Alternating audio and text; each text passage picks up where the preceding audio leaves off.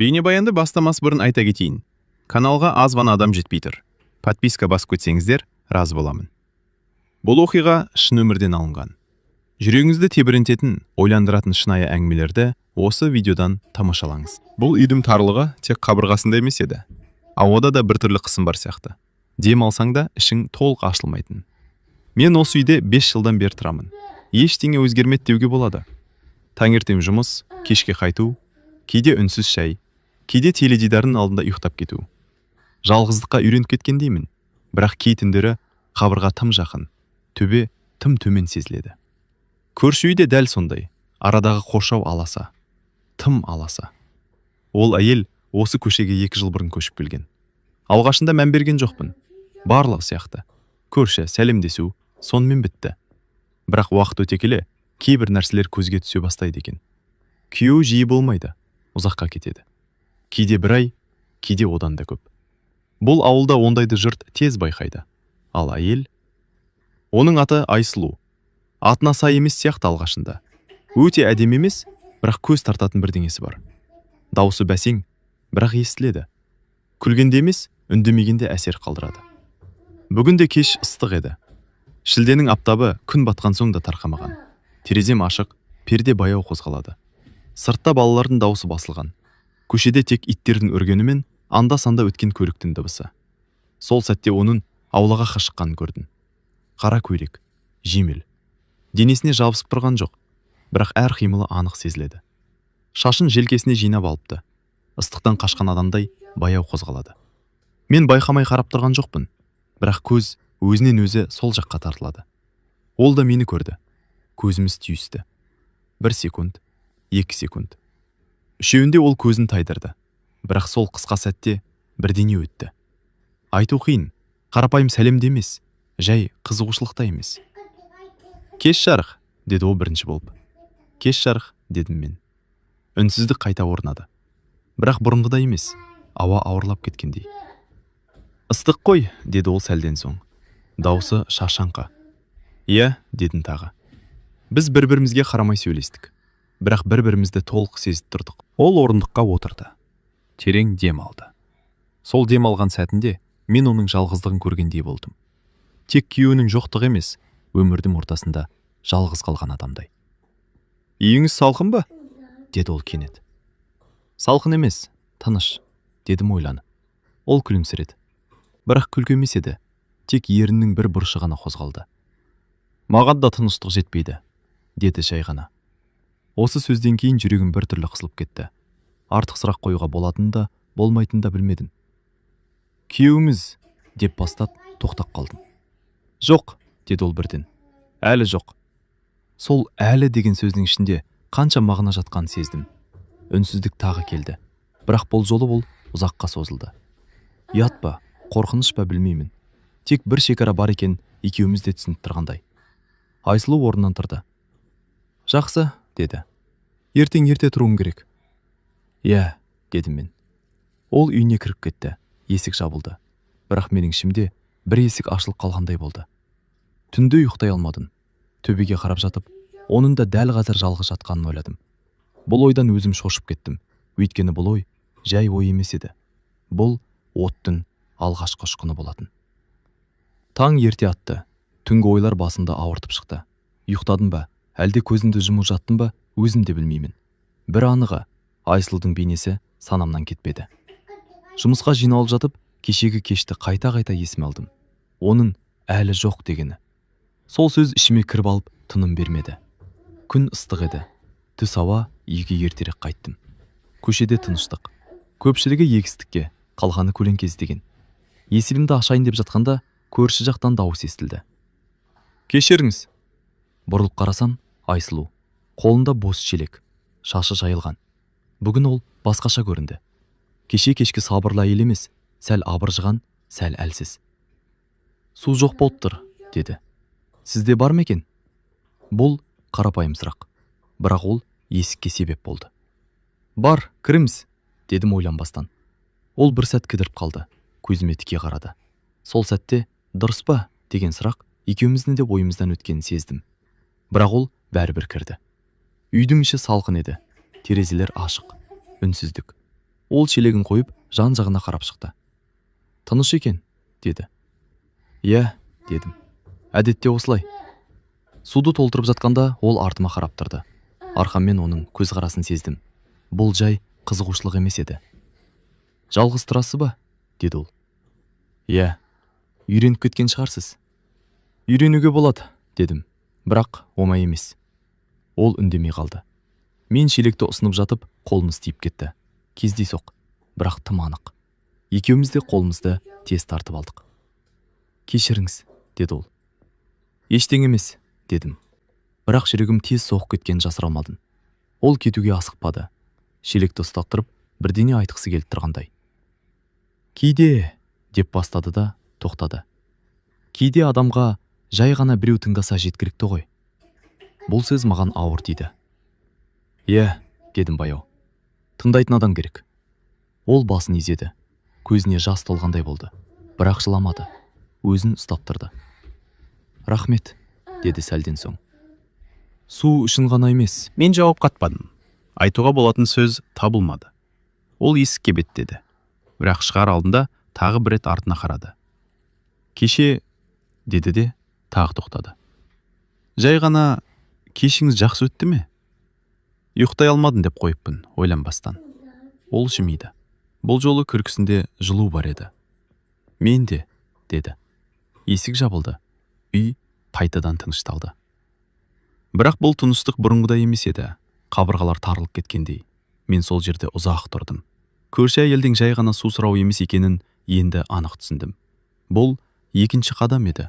Ал үшіншісі қайда апарарын ешқайсымыз білмейтінбіз. Күн батқанмен ауа салқындамады. Аспан қызғылт тартып, ауылды біртүрлі меңіреу күйге бөлеген. Мұндай кештерде ой да, сезім де ауырлай түседі. Кешкі асқа зауқым соқпады. Үйде отыру мүмкін емес еді. Аулаға шықтым. Орындыққа отырдым да темекіні тұтаттым. Бірақ түтіннің дәмі де бұрынғыдай емес. Қоршаудың ар жағында қозғалыс байқалды. Айсұлу. Бұл жолы ол асықпай шықты. Қолында кесе. Бәлкім шай. Бәлкім жай ғана ыстықты басу үшін су. Үстінде ашық түсті жұқа халат. Жел соққан сайын матасы қозғалып, оның әрбір қимылын байқатып қояды. Бірақ бұл әдейі жасалған нәрсе емес екенін сезесің. Бұл жай ғана шаршаған әйелдің күйі. Ол мені көріп тоқтап қалды. Мазалап тұрған жоқпын ба? Деді. Жоқ, дедім. Шығып отырғаным сол. Ол қоршауға жақындады. Арамызда бір ғана аласа темір. Қаласақ бір қадам. Бірақ сол қадам ең ауыр қадам екенін екеуміз де білдік. Бүгін тым ыстық, деді ол. Үйдің іші тұншығып кетеді. Түнде де басылмайды, дедім. Иә, деді ол ойланып. Кейде адамда солай ғой, іші толып, тынысы тарылып кетеді. Мен оған қарадым. Ол көзін төмен салды, бірақ сөзін тоқтатпады. Күйім жоқ кезде осылай болады, деді баяу. Үй тым кең сияқты, ал өзім тым кішірейіп кетем. Бұл сөзді айту оңай емес еді. Оның даусы дір етті. Мен не айтарымды білмедім. Жұбатуды артық, үнсіздікте ауыр. Сіз, деп бастадым. Сіз мықтысыз. Ол жымиды, бірақ бұл жолы күлкісінде мысқыл бар еді. Мықты болуға мәжбүрмін, деді. Таңдау болмағанда. Ауа қоюланып кеткендей, тынысымыз да бір ырғаққа түскендей сезілді. Ол кесесін екі қолмен қысып ұстап тұр. Саусақтары сәл дірілдейді. Кейде, деді ол тағы да. Біреу қасында отырса да жалғызсың. Ал кейде, ол сөзін аяқтамады. Ал кейде бір аула жеткілікті, дедім мен. Ол басын көтеріп маған қарады. Көзінде таңданыс пен біртүрлі тыныштық қатар тұрды. Иә, деді. Дәл солай. Бір сәтке уақыт тоқтап қалғандай болды. Ит те үрмеді, жел де соқпады. Тек екі адамның тынысы ғана бар сияқты. Ол орнынан тұрды. Кеш болып қалды, деді. Ертең тағы көрісерміз. Бұл жай сөз емес еді. Тағы дегені бәрін өзгертіп жіберді. Иә, дедім. Ол үйіне беттеді, бірақ есігіне жеткенде тоқтап, артына бұрылды. Рахмет, деді. Бүгін жеңілдеп қалдым. Мен де, дедім, шын көңілмен.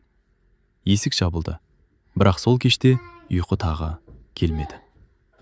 Мен алғаш рет өзіме қауіпті сұрақ қойдым.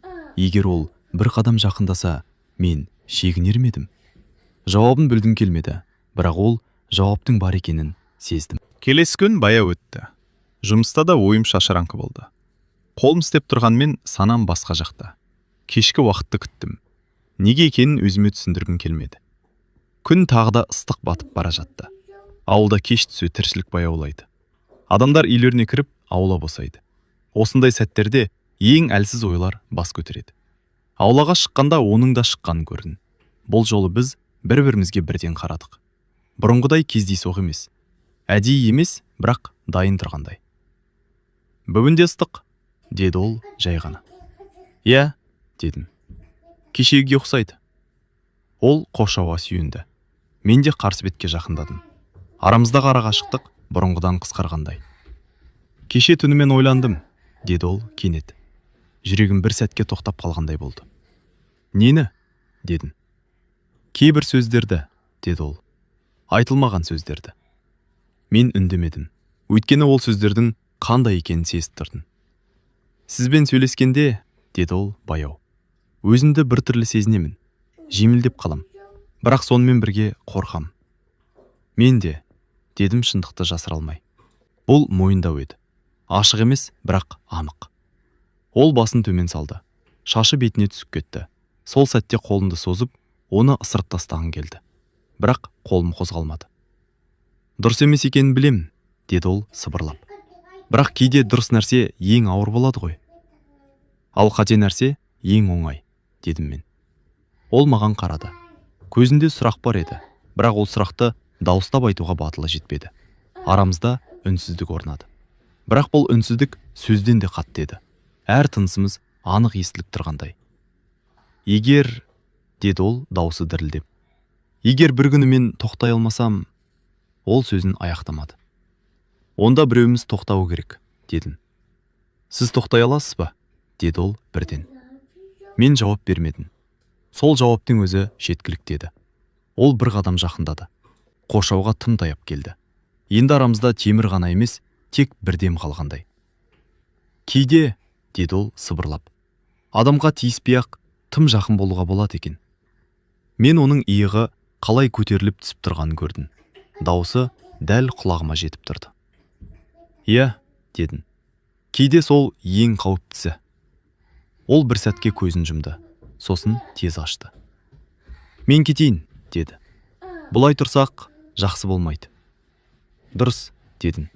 Бірақ еш қайсымыз қозғала қоймадық. Сосын ол артына бұрылды. Үйіне қарай жүрді. Бірнеше қадамнан кейін тоқтап қалды. Егер, деді тағы да. Егер бір күні сіздің есігіңізді қақсам, ол маған қарады. Жауап күтпеді. Мен білмеймін, дедім ақыра. Бірақ бүгін емес. Ол басын изеді. Бұл келісім де қарсылық та емес еді. Бұл уақыт тұту. Есік жабылды. Ал мен ұзақ уақыт сол жерде тұрдым. Өйткені енді бұл жай көрші әңгіме емес еді. Бұл сыбырдан басталған, бірақ айқайға айналуы мүмкін нәрсе болатын. Сол түннен кейін мен өзіме тыныштық таба алмадым. Күндіз бәрі қалыпты сияқты. Адамдар, жұмыс, әдеттегі сөздер. Ал ішімде бір дауыс тынымсыз сөйлеп тұрды. Тоқта, бұл дұрыс емес. Көрші, күйеу бар. Бірақ сол дауыстың ар жағында екінші бір үн бар еді. Ол сыбырлайтын. Қатты сөйлемейтін, бірақ кетпейтін. Ол да жалғыз. Ол да бақытсыз. Сен ештеме жасаған жоқсың әлі. Кешке үйге ертерек қайттым. Аулаға шыққым келмеді. Көзіме көрінсе бәрі қайта басталатындай сезілді. Терезені жаптым, бірақ ауа жетпей қалды. Сағат 10-ға таяғанда біреу қақпаны ақырын жапты. Мен білдім. Ешкімді көрмей тұрып-ақ білдім. Есіктің ар жағында тұрған адамды ішім сезді. Бірақ ол есікті қақпады. Сол үнсіздік бәрінен ауыр еді. Мен есікке жақындадым. Құлыпқа қолымды тигіздім. Ашуға да, ашпауға да бірдей дайын тұрғандаймын. Егер ашсам, бәрі өзгереді. Егер ашпасам, бәрі сол қалпы қалады. Сырттан оның тынысы естілгендей болды. Әлде менің өздеймін бе? Айыра алмадым. Сосын аяқ дыбысы алыстай бастады. Мен есікті ашпадым. Таң атқанша көз ілмедім. Өзін жеңгендей болдым. Бірақ бұл жеңіс емес екенін іштей білдім. Бұл уақытша шегіну ғана еді. Келесі күні оны көргенде көз қарасынан бәрін түсіндім. Реніш жоқ, ашу жоқ. Тек түсіну бар. Сәлем, деді ол баяу. Сәлем, дедім. Арамызда бұрынғыдай әңгіме болмады. Бірақ үнсіздіктің өзі тым ауыр еді. Кешегі үшін деп бастады ол. Айтпаңыз, дедім. Дұрыс жасадық. Ол басын изеді. Бірақ көзінен келіспегенін көрдім. Дұрыс нәрсе әрдайым жеңіл емес екен, деді ол. Иә, дедім. Кейде ең дұрысы ең ауыр болады. Ол бұрылып кетті. Бірақ сол сәтте мен бір нәрсені анық түсіндім. Мен оны ойымнан шығара алмаймын. Ал ол мені. Бұл тоқтау емес еді. Бұл тыныс алу үшін жасалған үзіліс қана. Ал азғыру әлі кетпеген. Ол күннен кейін Айсұлу сирек көрінді. Аулаға шықпайды. Қоршау жаққа да жақындамайды. Үйі бұрынғыдан да тыныш болып кеткендей. Ал тыныштық кейде айқайдан да қатты сезіледі. Бір апта өтті. Мен де өзімді ұстап жүрдім. Артық қарамауға, артық ойламауға тырыстым. Бірақ адамның ойына тыйым салу ең қиын нәрсе екен. Сол күні кешке жаңбыр жауды. Жаз ортасындағы жылы жаңбыр. Топырақтың иісі ауаға тарады. Ауыл бір сәтке тазарғандай болды. Есік қағылды. Бұл жолы анық. Аштым. Айсұлу. Үстінде жұқа күртеше. Шашы дымқыл. Көзі қызарып кеткен. Жылағаны көрініп тұр, бірақ өзін ұстауға тырысқан. Кешіріңіз, деді. Біраз отыра тұруға бола ма? Сұрақ емес еді бұл. Көмек сұрау болатын. Кіріңіз, дедім бірден. Ол ішке кіріп үнсіз отырды. Қолындағы сөмкесін қысып ұстап алған. Иығы дірілдейді. Күйеуіңіз келді ме? Деп сұрадым ақырын. Ол басын изеді. Бүгін, деді. Күтпеген жерден. Мен артық сұрақ қоймадым. Өйткені жауаптың ауыр екенін сездім. Ол бұрынғыдай ма? Дедім біраздан соң. Айсұлу күліп жіберді. Бірақ ол күлкі емес еді. Ауыр күлкі. Ол ешқашан өзгермеген, деді. Мен ғана өзгерем деп ойлаппын. Ол терең демалды. Басында бәрі жақсы еді, деді. Кейін жұмыс, жол, ашу. Мен оған керек емес болып қалдым. Қонақ үй сияқты. Ал мен қызметкер. Ол сөзін тоқтатты. Көзіне жас келді. Кейде адамды ұрмай-ақ сындырып тастауға болады екен, деді сыбырлап. Мен үндемедім. Қасында отырып тыңдадым. Сол сәтте оған дәл осы керек екенін білдім. Ал сіз, деді ол кенет. Сіз мені адам сияқты көрдіңіз. Бұл сөз жүрегіме ауыр тиді. Мен ештеңе істеген жоқпын, дедім. Сол үшін де, деді ол.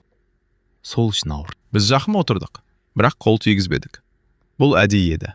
Өйткені бір рет десек, кері шебіні болмайтынын екеуміз де түсіндік. Ол ертең қайта кетеді, деді Айсұлу. Бірақ оның көлеңкесі қалады. Мен оған қарадым. Көзінде қорқыныш емес, шаршау бар еді. Ұзақ жылдық шаршау. Кейде, дедім, көлеңкеден қашу үшін жарық керек. Ол маған қарады. Ұзақ қарады.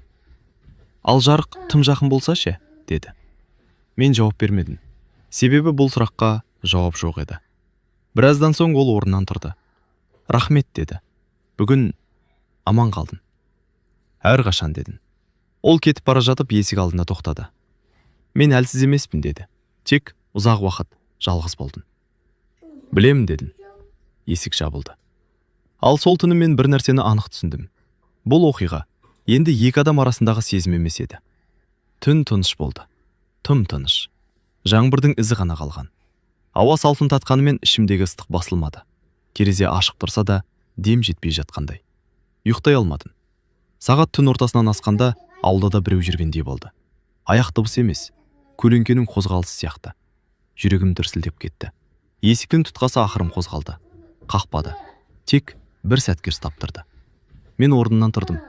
Бұл жолы тоқтауға тырысқан жоқпын. Бірақ есікті бірден ашпадым да. Ішімде мың ой қатар сөйлеп жатты. Қазір ашсам, бәрі өзгереді. Ашпасам, ол тағы жалғыз қалады. Ал менше, тұтқа қайтадан қозғалды. Сосын жай ғана тықыр естілді. Менмін, деді сыбыр. Айсұлу. Дауысы дірілдейді, бірақ шешімі анық сезіледі. Мен есікті аштым. Ол босағада тұр екен. Үстінде қарапайым пальто, аяғында жеңіл аяқ киім. Шашы жиналмаған, көзі қызарып біткен. Бірақ бұл жолы ол жыламаған. ол шаршаған. Кір дедін. Ол ішке кірді. Есікті жаптын, құлып салмадын. Біз үнсіз тұрдық. Бір-бірімізге қарадық. Арамыздағы ауа тығыздалып кеткендей. Мен кетуім керек еді, деді ол. Бірақ барар жерім болмады. Мұнда қалуға да болады, дедім. Бірақ білем, деді ол. Ештеңе сұрамайын. Ол орындыққа отырды. Қолын тізесіне қойып төмен қарап қалды. Бүгін ол тағы да, деді де тоқтады. Айғайлаған жоқ, тек үнсіз қалды. Сол үнсіздік бәрінен ауыр екен. Мен оның қасына отырдым. Ара қашықтық бар еді, бірақ тым аз. Кейде, деді ол, адамды ұстап қалатын нәрсе үй емес, адам екен. Ол маған қарады. Бұл жолы көзін тайдырмады. Ал кейде сол адамнан қорқасың, дедім. Иә, деді ол. Бірақ бүгін мен қорққым келмейді. Сол сәтте оның иығы дір етті. Мен қолымды создым да тоқтаттым. Бірден, екіден. Біз тоқтауымыз керек, дедім. Айтыңызшы, деді ол сыбырлап. Қашан? Мен жауап бермедім. Ол басын менің иығыма жай ғана тіреп қойды. Жай ғана. Денесі емес, салмағы ғана сезіледі. Бірақ сол салмақ бәрінен ауыр еді. Мен қозғалмадым. Осылай ұзақ отырдық. Уақыттың қалай өткенін білмедім. Сағат та түн де жоғалғандай. Мен бүгін осында қалсам, деді ол ақырын. Жай ғана, ұйықтап. Бұл өтініш емес еді, шындық болатын. Жарайды, дедім. Бірақ бәрі осы жерден араспайды. Ол басын изеді. Мен көрпені әкеліп бердім. Ол диванға жатты. Шешінген жоқ. Жақындаған жоқ. Тек көзін жұмды. Рахмет, деді. Мен жарықты өшірдім. Түнде оянып кеттім. Ол әлі ұйықтап жатыр екен. Тынысы бір қалыпты. Сол сәтте мен өзімді ең әлсіз адамдай сезіндім. Өйткені ең қиын нәрсе істеп қою емес, істемей қалу екен. Бұл түн әрекетсіз өтті. Бірақ ол түн бәрін өзгертті. Таң ерте атты. Тым ерте. Терезеден түскен жарық бөлмені ақырын ғана жарық қылды. Түнгі тыныштықтың орнына белгісіз бір ауыр сезім келді. Ұйқыдан емес, ойдан ояндым. Айсылу диванда жатыр екен. Қимылсыз. Көрпені иегіне дейін тартып алған, ұйықтап жатқандай. Бірақ тынысы тым сақ сияқты. Ол да ояу екенін сездім. Бірнеше